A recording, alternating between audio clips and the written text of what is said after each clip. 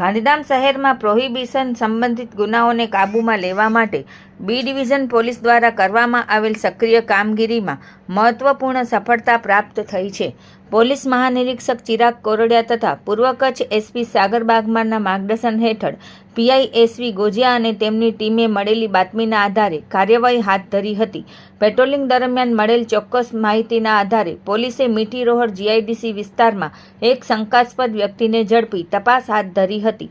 તપાસ દરમિયાન આરોપી પૃથ્વીસિંહ લક્ષ્મણસિંહ ભાટી પાસેથી વિવિધ બ્રાન્ડના વિદેશી દારૂનો જથ્થો મળી આવ્યો હતો.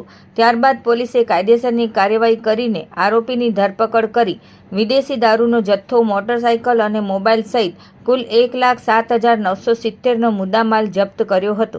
આ સમગ્ર કાર્યવાહી Gandhidham B division PI SV Gojiya, PSI LN Vadhiya તેમજ સ્ટાફના સંયુક્ત પ્રયાસોથી સફળતાપૂર્વક પાર પાડવામાં આવી હતી.